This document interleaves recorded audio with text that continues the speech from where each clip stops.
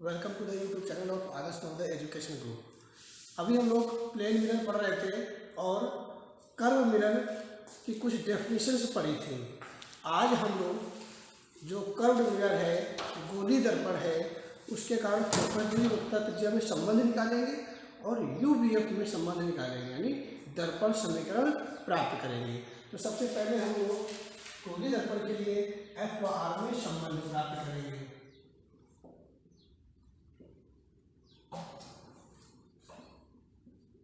गोलीय दर्पण के लिए एफ व आर में संबंध,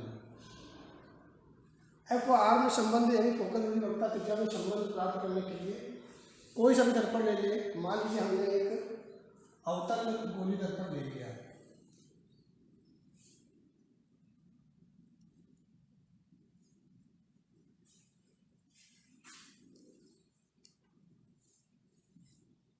ये इसका ध्रुव हो गया। M1 M2 कोई गोलीय अवतल दर्पण है जिसका वक्रता केंद्र ये है और मुख्य अक्ष के समांतर जाने वाली प्रकाश किरण इस तरह से बिंदु ए से परावर्तित होती है। कहाँ से परावर्तित होती है? ए से, और इस तरह से ये फोकस से होती हुई निकल जाती है। ओके, डायग्राम को ध्यान से देखेंगे, डायरेक्शन का ध्यान रखेंगे। वक्रता केंद्र से जो हम लोग लाइन खींचेंगे ये हो गया आपका अभिलंब। अभिलंब के साथ आने वाली किरण का आपतन कोण और परावर्तित किरण के लिए परावर्तन कोण हो गया। ओके, परावर्तन के नियम से कोण I होता है कोण R। दोनों कोण बराबर हैं, हमने इस कोण को थीटा मान लिया। क्या मान लिया? थीटा। तो यह भी थीटा हो गया और यह भी थीटा हो गया। ओके, मुख्य अक्ष के समांतर किरण होने के कारण जब ये दो समांतर लाइनें हैं और ये एक तिर्यक रेखा काटती है तो यह कोण और ये दोनों कोण आपस में बराबर होंगे, एकांतर कोण। तो ये थीटा है तो ये एंगल भी थीटा हो जाएगा। अच्छा, ये पूरा एंगल कितना है? 2 थीटा। तो ये पूरा एंगल हो जाएगा आपका 2 थीटा। कोई प्रॉब्लम? ओके, अब यहां पर हम लोग क्या करेंगे? बेस क्या है इसका? बेस ये है कि हम यहाँ पर tan थीटा लेंगे। क्या लेंगे? tan theta. यहां से मैंने इस पर परपेंडिकुलर डाल दिया, नाम भी डाल दिया, इसकी हाइट h हो गई। कितनी हो गई? h। C से ध्रुव की दूरी r हो गई, वक्रता त्रिज्या माइनस हो जाएगी जो कि लेफ्ट साइड है, और फोकस बिंदु से ध्रुव की दूरी माइनस f हो जाएगी क्योंकि लेफ्ट साइड है इसलिए ये माइनस में दिया जाएगा। अब हम लोग पहले निकालेंगे त्रिभुज ACB, ये या ABC, समकोण त्रिभुज ABC।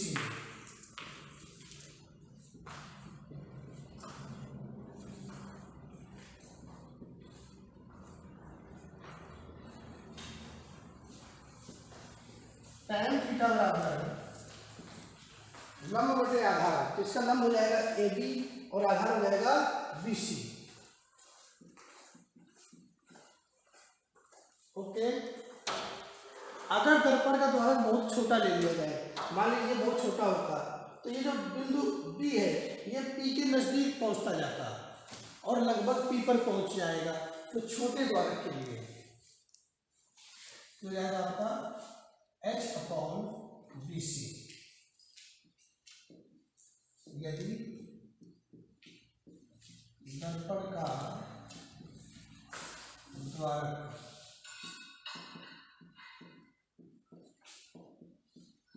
बहुत छोटा हो तो C बिंदु है वो P पर लाई कर जाएगा। अतः tan थीटा हो जाएगा H/, बिंदु C B बी बिंदु जो है वो P पर लाई कर जाएगा। तो BC को हम लोग PC लिख सकते हैं। क्या लिख सकते हैं? PC is equal to H upon minus R। Okay, क्योंकि जो PC लेंथ है वो R है और लेफ्ट साइड है इसलिए माइनस में हो जाएगा।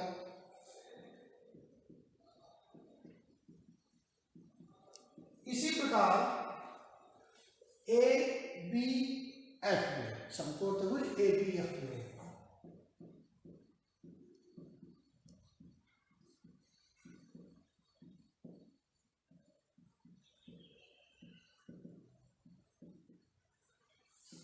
tan थीटा, तो यहाँ पर एंगल 2 थीटा है। H अपॉन वही कहानी, बिंदु B जब P पर पहुंच जाएगा तो FB को FP लिख सकते हो।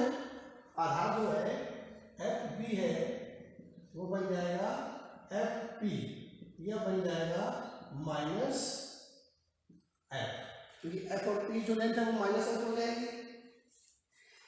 जब द्वारक बहुत छोटा हो जाएगा तो इसके कोण भी बहुत छोटे हो जाएंगे। तो छोटे कोणों के लिए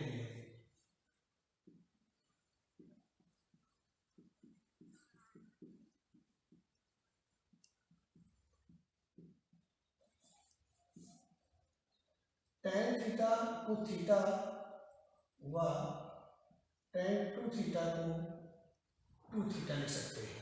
ओके, यानी tan 2 थीटा को केवल 2 थीटा लिखा जा सकता है। ये इक्वेशन 1 मान लीजिए, इक्वेशन 2 मान लीजिए। अतः tan 2 थीटा को केवल 2 थीटा लिख सकते हैं। तो 2 थीटा बराबर हो गया H अपॉन माइनस F व tan थीटा को केवल थीटा लिख सकते हो। Theta is equal to H upon minus R हो जाएगा। यह थीटा की वैल्यू यहाँ पर रख दीजिए, समझ में आएगा। ये थीटा यहाँ पर रख देंगे। अतः 2 इंटू थीटा के लिए क्या कर सकते हो? H अपॉन माइनस R बराबर H upon minus F। H से H कट जाएगा यहाँ पर, तो 2/R माइनस से माइनस कट कर सकते हैं। तो इधर लिख देता हूँ मैं। तो 2 अपॉन R बराबर 1 अपॉन F, क्रॉस मल्टीप्लाई कर दिया तो 2F बराबर R, या F इज इक्वल टू हो गया R/2। इससे हमको ये पता चलता है कि किसी गोलीय दर्पण के लिए जो फोकस दूरी होती है वह वक्रता त्रिज्या की एग्जैक्ट आधी होती है। क्लियर है बात? तो इस तरह से हम लोग फोकस दूरी और वक्रता त्रिज्या में संबंध प्राप्त कर लेते हैं। That's your result.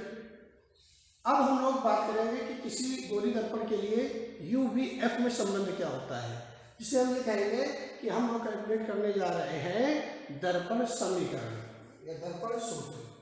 इसको मैं हटा देता हूँ, कोई प्रॉब्लम हो तो आप बता दीजिएगा।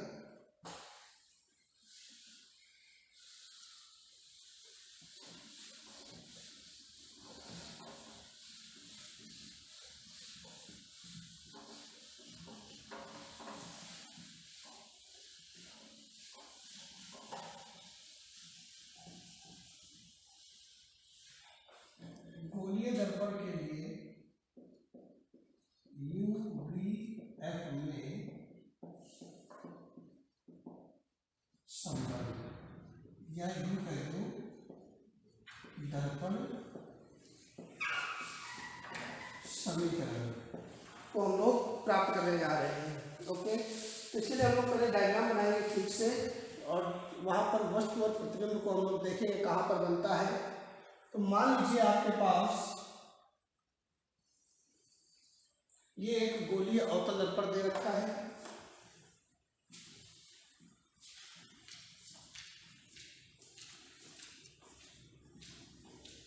ये इसका मुख्य अक्ष और ये इसका ध्रुव है। दर्पण का नाम है M1 और M2। ये इसका वक्रता केंद्र है और ये इसका फोकस बिंदु है। मान लीजिए यहाँ पर एक कोई वस्तु AB रखी हुई है। वस्तु की दूरी को U से और दर्पण की दूरी को प्रतिबिंब की दूरी को V से दर्शाया जाता है और दूरियां ध्रुव से नापी जाती हैं। किसी वस्तु का प्रतिबिंब बनाने के लिए मैंने कहा था दो किरणें कम से कम खींचनी होती हैं। पहली हम क्या करेंगे, मुख्य अक्ष के समांतर खींच देंगे इस तरह से, ओके, जो कि फोकस में उतरी जाएगी।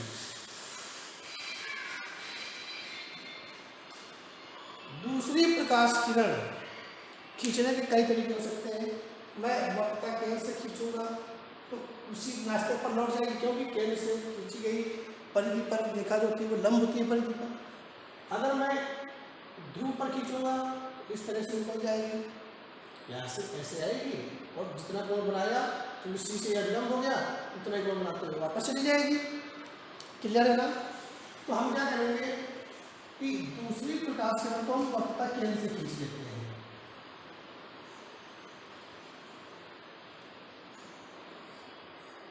जो कि वापस अपने पाथ को रिट्रेस कर लेगी, क्योंकि केंद्र से कोई किरण आएगी तो दर्पण पर लंब हो जाएगी और वो बैक चली जाएगी उसी पथ पर। जहाँ पर ये परावर्तित किरणें एक दूसरे को काटती हैं वहाँ पर ये बिंदु ए डैश प्राप्त हो जाएगा। इसी प्रकार से आप दूसरी किरण खींचोगे तो यहाँ पर बन जाएगा, बेस इसका यहाँ पर बन जाएगा। इस प्रकार हम देखेंगे कि जो ए डैश बी डैश आपको उस वस्तु का प्रतिबिंब प्राप्त हो जाता है। और हम इसका नाम डाल देते हैं, मान लीजिए ये बिंदु हो गया आपका एम, यहाँ पर मैंने इस पर एक परपेंडिकुलर खींच दिया जिसका नाम हो गया आपका एन, हाइट इसकी एच हो गई। अब हम लोग इसको कैसे कैलकुलेट करेंगे, पहले इसकी लैंग्वेज जो लिखी जाती है लैंग्वेज कैसे लिखेंगे। माना कोई गोलीय अवतल दर्पण M1 M2 है जिसके मुख्य अक्ष के किसी स्थान पर वस्तु ए बी रखी हुई है, इसका वक्रता केंद्र C और फोकस बिंदु F है। वस्तु से मुख्य अक्ष के समांतर चलने वाली प्रकाश किरण बिंदु M से परावर्तित होकर के फोकस से होती हुई गुजर जाती है, जबकि वक्रता केंद्र से जाने वाली प्रकाश किरण अपने पथ को दोहराती है तथा पुनः उसी मार्ग पर लौट जाती है। इस प्रकार ये परावर्तित किरण और दोनों परावर्तित किरण एक दूसरे को बिंदु ए डैश पर काटती हैं, जहाँ पर हमें वस्तु का प्रतिबिंब प्राप्त होता है। क्योंकि ये वास्तव में काट रही है प्रतिबिंब, वस्तु में जो किरणें हैं वास्तव में काट रही है, अतः यहाँ पर जो प्रतिबिंब बनेगा वह वास्तविक होगा। ओके, तो वास्तविक प्रतिबिंब हमारे पास ए डैश बी डैश आ जाता है। अब हम लोग जो भी आपके संबंध निकालने जा रहे हैं, सारी दूरियों को मैं आपको बता देता हूँ कैसे लिखेंगे। फोकस से दूरी माइनस ध्रुव तक, प्रतिबिंब की दूरी माइनस ध्रुव तक, वक्रता केंद्र की दूरी माइनस आर ध्रुव तक और वस्तु की दूरी माइनस ध्रुव तक, सब ध्रुव से नापी जाएंगे। माइनस इसलिए लिया गया है क्योंकि जो ये दूरियां हैं यहाँ दर्पण के बाईं ओर और क्षैतिज है, इसलिए इनको निगेटिव साइन के रूप में लिया जाता है। अब हम लोग क्या करेंगे कि यू भी अपने संबंध प्राप्त हो, तो देखो इसका हम पहले ही टारगेट कर लेंगे करना क्या है, तभी आप इसको सही से कर पाएंगे, आपसे एरर नहीं होगी। A B C, A dash B dash C, इन दो त्रिभुजों को लिया जाएगा, ए डैश बी डैश है और एम एन एम इस दूसरे त्रिभुज को लिया जाएगा और इन्हीं त्रिभुजों में हम समरूपता का प्रमेय लगाएंगे और उत्तर आ जाएगा। देखिए छोटा सा एक डायग्राम में साइड बना देता हूँ ताकि आपको प्रॉब्लम नहीं हो समझने में। यहाँ बना देते हैं,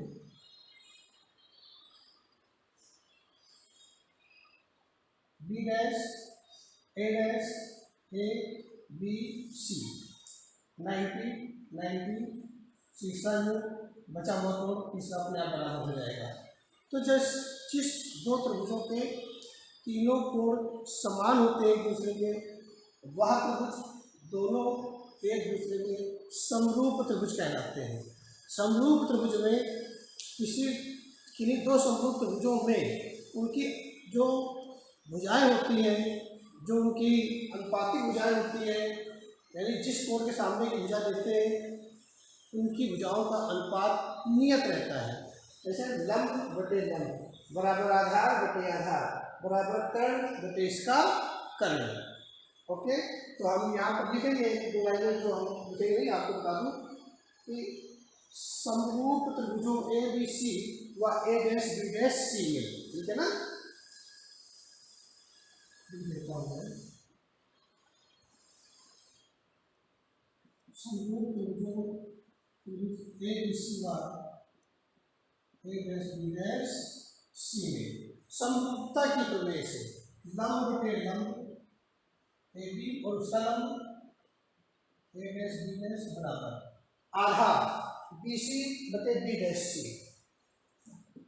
बी सी बटे बी डैश सी। कर्ण बटे कर्ण लिख सकता हूं पर उसकी हमको आवश्यकता नहीं है, इसलिए मैं नहीं लिख रहा हूं। समीकरण एक हो गया।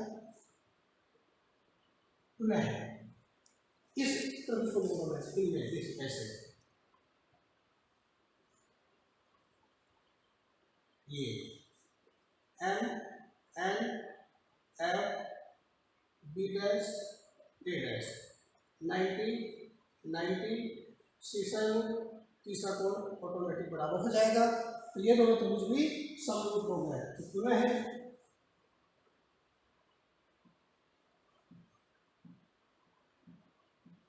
समरूप त्रिभुजों एम एन एफ व ए डैश बी डैश एफ में क्या हो जाएगा, लंब बटे लंब, तो इसका लंब एम एन बटे इसका लंब ए डैश बी डैश, लंब बटे लंब बराबर आधार उसका आधार एम एफ बटे बी डैश एफ, इसका आधार बटे इसका आधार, और कर्ण की हमको आवश्यकता नहीं है, यहाँ पर लिख दिया मैंने। ओके, अब हम लोग देखेंगे कि जो एम है वो बी सी जो बीपी है इसके समांतर है। अगर ये समांतर है तो प्रत्येक स्थान पर इनके बीच की दूरी बराबर होगी, अतः ए बी और एम एन बराबर होंगे।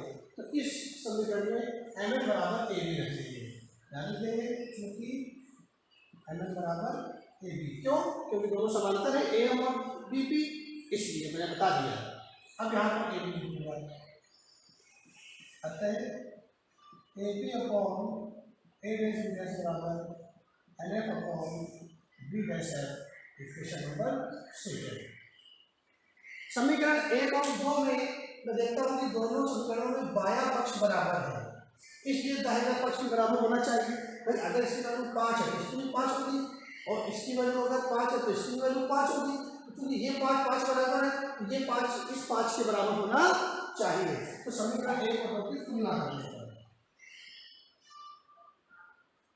समीकरण 1 व 2 की तुलना करने पर क्या हो जाएगा, B C upon B dash C बराबर N F upon B dash F. अब दूरियां लिखेंगे, बी सी कहाँ है, ये बी सी, बी सी कोई ज्ञात लंबाई नहीं है, तो मैं बी सी को लिख दूंगा P B minus P C, समझ आ रही बात, पी बी में पी सी हटा दिया जाए तो बी सी बचेगा, तो बी सी को लिख दूंगा मैं P B minus P C. B dash C भी कोई प्रॉपर लेंथ नहीं है, तो P C minus P B dash, इस पी सी में अगर पी बी डैश हटा दिया जाए तो आपका बी डैश सी बचेगा, तो बी डैश सी को लिख दूंगा मैं P C minus P B dash, P C minus P B dash. And F तो है लेंथ, एन को हम पी पर मान सकते हैं दर्पण का द्वार अगर छोटा हो। ध्यान देंगे कि यदि दर्पण का द्वार बहुत छोटा हो तो एन बिंदु जो है वो पी पर लाई करेगा, पी पर लगभग पहुंच जाएगा। तो एन एफ को मैं पी एफ लिख सकता हूँ, एन एफ को पी एफ लिखे जाएगा, एन एफ को पी एफ लिखा जा सकता है। बी डैश एफ भी आपकी कोई लेंथ नहीं है, तो बी डैश एफ को क्या लिखोगे, P B dash minus P F, P B dash minus P F, P B dash minus P F, क्योंकि दूरियां सब ध्रुव से लेनी पड़ेगी तो सब जगह पी होना जरूरी है। अब वैल्यू रख देते हैं, what is P B, P B जो है वस्तु की दूरी है यू, लेफ्ट साइड है माइनस यू, पी सी वक्ता केंद्र से दूरी है minus are,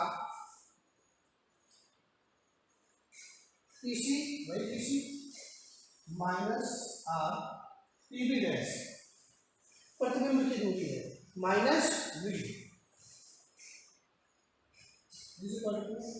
minus F P F, focus दूरी हो गई, पी बी डैश प्रतिबिंब की दूरी, पी बी डैश लिखा था ना, P B dash minus P F minus F.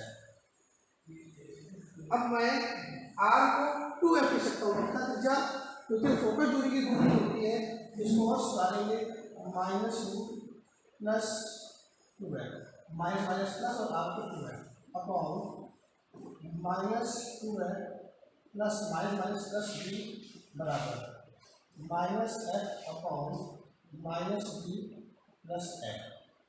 अब देखिए समीकरण को मैं आगे यहाँ लिखूंगा,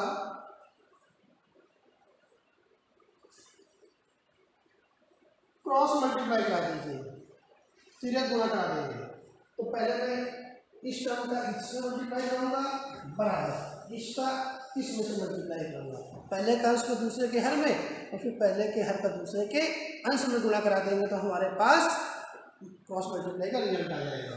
तो देखो कैसे करेंगे, v का u में u v minus minus plus u का 2f में 2bf minus plus minus f का u में uf प्लस और माइनस माइनस f का 2f में 2f square plus plus plus बराबर, अब इसका इसमें माइनस f का माइनस 2f में 2f square minus minus plus f का v में vn और प्लस माइनस माइनस, कोई प्रॉब्लम नहीं है।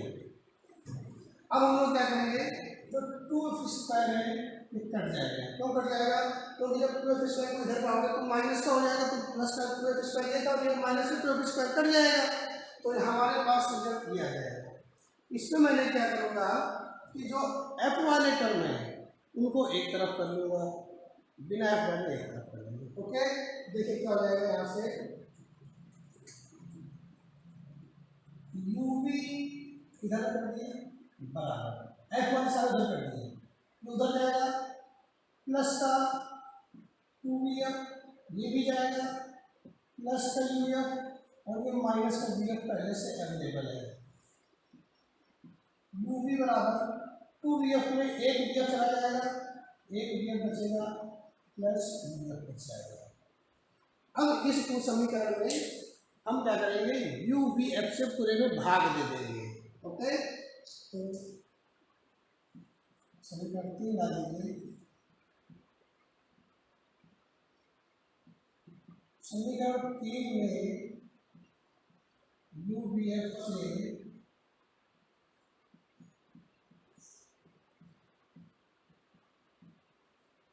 भाग देने पर uv अपॉन uvf बराबर vf upon uvf plus uvf upon uvf, uv uv cut जाएगा 1 अपॉन f बराबर vf vf कट जाएगा 1 upon u plus uf uf cut जाएगा 1 अपॉन v बचेगा। यही इसका रिजल्ट है। किसी दर्पण के लिए 1/f बराबर 1/u प्लस 1/v होता है। जब इससे न्यूमेरिकल को सॉल्व किया जाएगा तो ध्यान रखेंगे कि जो अंक हैं वो फिर से चिन्ह सहित रखे जाएंगे। जैसे अगर फोकस दूरी 12 सेंटीमीटर है तो यहाँ पर एक 1/-12 लिखा जाएगा। समझ में आ रही बात, क्योंकि माइनस में है। अब जब न्यूमेरिकल्स करेंगे, मैंने कहा था फॉर्मूले और न्यूमेरिकल्स निकालने के लिए चिन्ह का उपयोग किया जाएगा। जब फॉर्मूले से फॉर्मूला निकालेंगे तो उस चिन्ह का उपयोग नहीं करेंगे, वो अपवर्तन में हम आपको सिखा देंगे आने वाले वीडियो में। तो this is all about mirror formula. अगर मिरर फॉर्मूला में इसमें कोई आपको प्रॉब्लम है तो कमेंट बॉक्स में डाल दीजिएगा। अब यहाँ पर हम थोड़ा सा एक पॉइंट है 5 मिनट का वो भी समझ लेंगे कि मैग्निफिकेशन क्या होता है, आवर्धनता क्या होती है किसी भी दर्पण के लिए। तो दर्पण हो या लेंस हो, किसी प्रकाशित लेंस या दर्पण के लिए आवर्धनता का अर्थ होता है कि किसी वस्तु का प्रतिबिंब कितना बड़ा बना। समझ आ रही बात? इतनी बड़ी वस्तु थी, प्रतिबिंब छोटा बन गया। ये वस्तु है, प्रतिबिंब बड़ा बन गया, या दोनों बराबर बन गए। तो कितने गुना बड़ा बना प्रतिबिंब? 2 गुना बड़ा बना तो आवर्धनता 2 है। 5 गुना बड़ा प्रतिबिंब बन गया, आवर्धनता 5 है। प्रतिबिंब वस्तु से आधा है, आवर्धनता 1/2 है। अब प्रतिबिंब वास्तविक या आभासी है वो भी हम पता कर लेंगे कि आवर्धनता प्लस में है या माइनस में। तो इसमें जो भी प्रॉब्लम है तो कमेंट बॉक्स में डाल दीजिएगा, इसके बाद हम आपको आवर्धनता यहीं पर सिखाते हैं।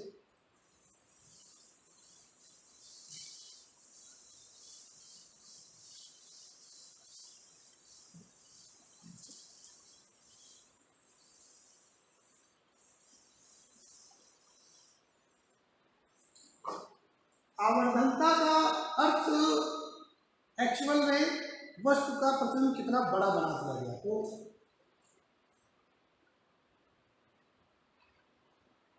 आवर्धनता मैग्निफिकेशन क्या होता है? तो मैग्निफिकेशन समझने के लिए इसको हम एम से डिनोट करते हैं प्रतिबिंब की लंबाई बटे वस्तु की लंबाई, यानी height of image upon height of object. Image बड़ा ज्यादा होगा वस्तु से तो उत्तर 1 से ज्यादा आएगा, और अगर इमेज जो है प्रतिबिंब वस्तु से छोटा होगा तो उत्तर 1 से कम आएगा। ये आवर्धनता होती है। लेकिन कोई वस्तु रेखीय नहीं है, कोई ऐसी वस्तु है सरफेस वाली है, तो उसका प्रतिबिंब पृष्ठीय बनेगा, क्षेत्रफल घट जाएगा या बढ़ जाएगा, तो उसे हम क्षेत्रीय आवर्धन कहते हैं। फिलहाल ये जो नॉर्मल लिखा गया ये एक तरीके से 2 प्रकार का होता है आवर्धन, है ना। तो ये तरह से रेखीय आवर्धन है। क्या ये रेखीय आवर्धन? तो अब इसको अगर मैं अपने चित्र में देखता हूं तो हमारे पास क्या रिजल्ट आता है, समझिएगा ध्यान से जरा। ये दर्पण लिया आपने इस तरह से,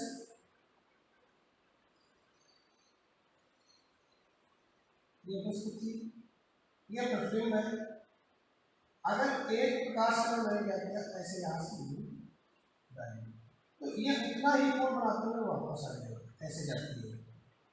ये थीटा तो ये भी थीटा कोण, तो अगर ये आई है तो ये आर है, और अपवर्तन कोण और सब आपतन कोण परावर्तन कोण बराबर होते हैं। ये 90 डिग्री, ये भी 90 डिग्री। ये जो लेंथ है ये आपकी थी बी, और ये जो लेंथ है ये वस्तु की दूरी थी बी थी। देखिए चित्र मैंने साथ में कैसे लिए बी पी से बी डैश की जो दूरी है वो माइनस बी, और बी की जो दूरी है यहाँ नाम डाल सकते हो आप B dash A dash A B.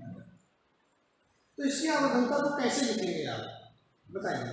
तो इसकी आवर्धनता को हम ऐसे समझ निकालेंगे, एम बराबर height of object, sorry height of image कहाँ है ये, यानी ए बी, यानी ये प्लस में अपॉन हाइट ऑफ इमेज नीचे की ओर, ये माइनस में हो गई।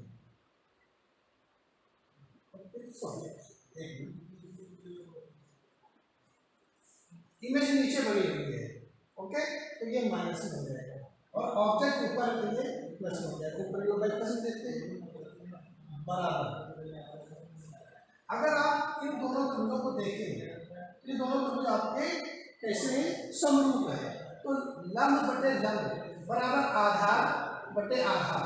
तो इसका लंब बटे इसका लंब लिखा हुआ है, तो इसका आधार -b अपॉन इसका आधार -b। तो ये माइनस माइनस कट जाएगा, तो ये माइनस बाहर चला जाएगा, m बराबर लिख सकते हो -b अपॉन b। ये भी एक आपका फॉर्मूला प्राप्त होता है। तो आवर्तन का सूत्र कोणीय दर्पण के लिए -b अपॉन u भी लिखा जा सकता है, और height of image upon height of object तो होता ही है। अब जब सवाल कोई होगा, न्यूमेरिकल होगा, तो उसको सॉल्व करने में हम इनके मान में चिन्ह सहित रखेंगे। जैसे सपोज करिए कि कोई वस्तु है, उसका वस्तु की हाइट आपका दे रखा है 5, प्रतिबिंब है 10, तो 10 बटे 5 और 1 प्लस 1 माइनस माइनस में आएगा।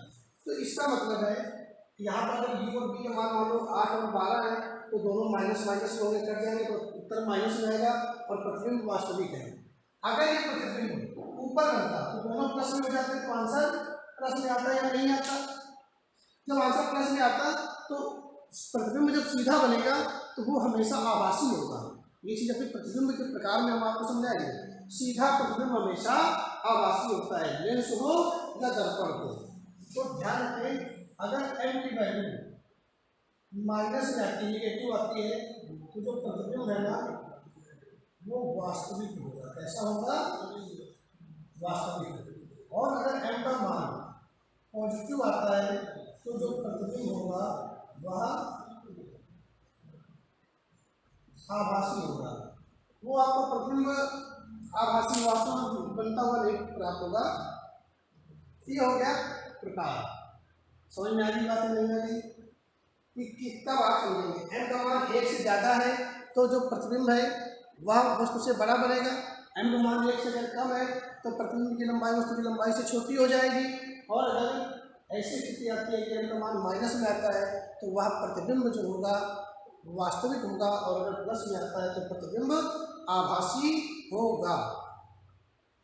इसके बाद क्षेत्रीय आवर्धन, ये देखिएगा, तो क्षेत्रीय आवर्धन क्या होता है?